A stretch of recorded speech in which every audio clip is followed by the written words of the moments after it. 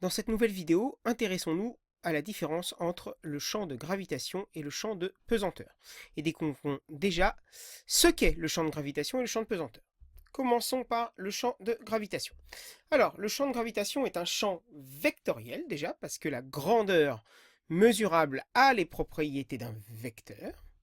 Donc, ça vous le savez, un objet de masse m situé en un point A qui se situe dans un champ de gravitation grand G, est soumis à une force, grand F, donnée par la relation grand G est égal à grand F sur petit m. Alors, grand F, vous la connaissez, c'est la fameuse force d'interaction gravitationnelle, grand G m à mb sur d carré. Donc ici, les vecteurs grand G et F s'appliquent au point A, et ils ont la même direction et le même sens.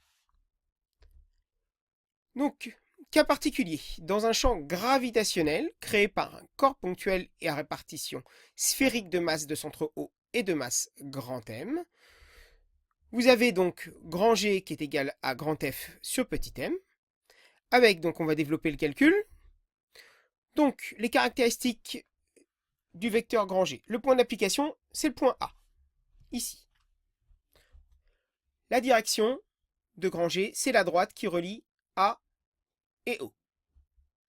Et le sens de G va de A vers O. Il est orienté dans le même sens, il a aussi la même direction que grand F, mais il est aussi orienté, on a dit, dans le même sens que grand F, qui est la force d'interaction gravitationnelle. Et la valeur de grand G, donc son intensité, est donnée par grand G est égal à F sur petit m. Donc, grand F, la force d'interaction gravitationnelle, grand G, grand M, qui est la masse de l'astre, petit m, qui est la masse de l'objet qui nous intéresse, sur d carré, le tout divisé par petit m, les petits m s'en vont. Vous avez grand G fois grand M sur d carré. Ça, vous connaissez ça par cœur, vous l'avez fait en seconde, vous l'avez fait cette année. Ce ne sont que des rappels. Donc la formule de la gravitation de Newton permet de calculer la valeur de l'intensité de la force grand F. C'est encore une fois la formule de la force d'attraction gravitationnelle. Voyons maintenant le champ de pesanteur. Donc un champ de pesanteur est aussi un champ vectoriel. Et un objet de masse petit m situé en un point A est soumis à un champ de pesanteur, enfin dans un champ de pesanteur petit g, va être soumis à une force, qui est bien évidemment le poids. Les deux sont liés par la relation petit g est égal au poids divisé par petit m, d'où avec les caractéristiques suivantes, le point d'application de petit g est le point A, ou le point B, en tout cas si on est ici. La direction, c'est la verticale qui est identique à celle du poids. Le sens de g est également vers le bas, donc dans le même sens que le poids. Et la valeur de g est égale à grand P sur petit m. Donc, une petite remarque, maintenant. Lorsque on est dans un champ de pesanteur dit local, c'est-à-dire lorsque la surface qui nous intéresse ne va pas au-delà du kilomètre, eh bien, on peut considérer que le champ de pesanteur petit g est uniforme. Tout simplement, au lieu d'avoir tous les vecteurs petit g qui pointent vers le centre de la planète, eh bien ici nous aurons tous les vecteurs petit g que l'on considère tous perpendiculaires à la surface de la Terre et qui pointent tous vers le bas, vertical vers le bas.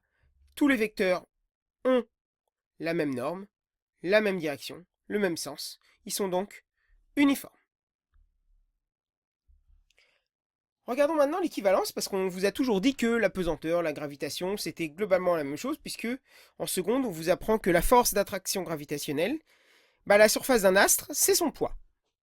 Donc au voisinage de la Terre, quand la précision le permet, on peut faire cette approximation. La pesanteur et la gravitation terrestre sont égales.